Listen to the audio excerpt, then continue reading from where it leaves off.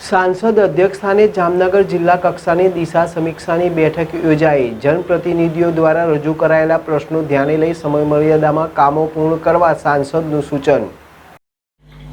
જામનગર જિલ્લા કલેક્ટર કચેરીના સભાખંડમાં સંસદ પૂનમબેન માડમના અધ્યક્ષસ્થાને જિલ્લા ગ્રામ વિકાસ એજન્સી દ્વારા આયોજિત district development coordination and monitoring committee દિશાની બેઠકનું આયોજન કરવામાં આવ્યું હતું। આ બેઠકમાં કલેક્ટર કેતન ઠક્કર તથા ઉપસ્થિત તમામ વિભાગના અધિકારીઓ સાથે સંસદે કેન્દ્ર સરકાર દ્વારા અમલમાં મૂકવામાં આવેલ વિવિધ યોજનાઓની સમીક્ષા કરી હતી। ઉપરાંત જામનગર જિલ્લામાં વિવિધ વિભાગો દ્વારા થઈ રહેલા યોજનાકીય કામગીરી અને તેમના અમલીકરણની માહિતી મેળવી જરૂરી સૂચનો કર્યા હતા તથા પદાધિકારીઓ દ્વારા લોક માંગણીઓને ધ્યાનમાં લઈને કરવામાં આવેલી રજૂઆતો અંગે સકારાત્મક દિશામાં કામગીરી કરવા લાગતા અધિકારીઓને જણાવ્યું હતું। આ બેઠકમાં જામનગર મહાનગરપાલિકા હસ્તક વિભાગોની યોજનાઓની સમીક્ષા અને કામગીરી, જેમાં દીનદયાળ અંત્યોદય યોજના, નેશનલ અર્બન લાઇવલીહુડ મિશન, શહેરી ફેરિયાઓને સહાય માટે પ્રધાનમંત્રી સ્ટ્રીટ વેન્ડર આત્મનિર્ભર નિધિ યોજના, પ્રધાનમંત્રી આવાસ યોજના, સ્વચ્છ ભારત મિશન ભૂગર્ભ ગટર શાખા, અમૃત 2.0 green space and park project, water works શાખા, આરોગ્ય વિભાગની વિવિધ યોજનાઓ, જેમાં પ્રધાનમંત્રી માતૃવંદના યોજના, નમોશ્રી યોજના, આયુષ્યમાન ભારત, પ્રધાનમંત્રી જન આરોગ્ય યોજના, નગર પ્રાથમિક શિક્ષણ સમિતિ હેઠળ ગુણોત્સવ ગ્રેડ, સ્માર્ટ સ્કૂલ પ્રોજેક્ટ હેઠળ સારા બિલ્ડિંગ નવીનીકરણ, પીએમ પોષણ યોજના, મુખ્યમંત્રી પૌષ્ટિક અલ્પાહાર યોજના, આઈસીડીએસ વિભાગની સેવાઓ અંગે ચર્ચા કરવામાં આવી હતી તથા લાગતા વિભાગના અધિકારીઓએ આ યોજનાઓ અંતર્ગત થઈ રહેલી કામગીરી અંગે સંસદને માહિતગાર કર્યા હતા।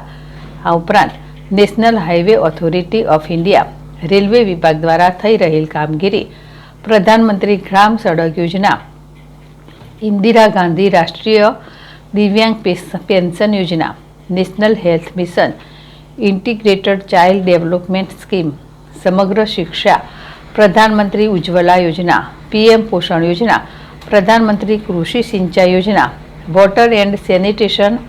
મેનેજમેન્ટ ઓર્ગેનાઇઝેશન, પ્રધાનમંત્રી ખનિજ ક્ષેત્ર કલ્યાણ યોજના,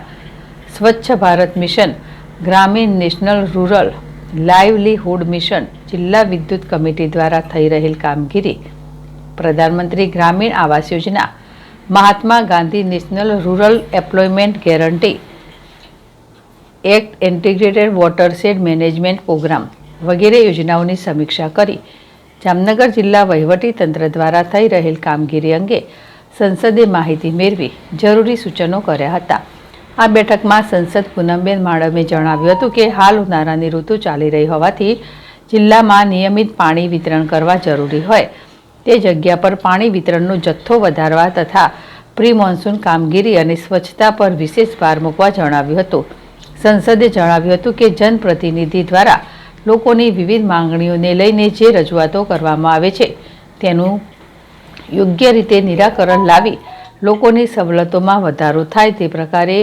આયોજનબદ્ધ કામગીરી કરવામાં આવે, જેથી કરીને જિલ્લામાં વિકાસના કાર્યોને વેગ મળે। આ બેઠકમાં કલેક્ટર કેતન ઠક્કરે સંસદ દ્વારા આપવામાં આવેલા સૂચનો ધ્યાને લઈ પડતર કામો ઝડપથી પૂર્ણ કરવા તથા લોકોની રજૂઆતોને ધ્યાને લઈ અગત્યના કામોને પ્રાથમિકતા આપી સમય મર્યાદામાં કામગીરી પૂર્ણ કરવા અધિકારીઓને જણાવ્યું હતું। આ બેઠકમાં જિલ્લા પંચાયતના પ્રમુખ Mayaben Garsar, mayor Vinodbhai Khimsuriya, municipal commissioner DN Modi, જિલ્લા વિકાસ અધિકારી વિકલ્પ ભારદ્વાજ,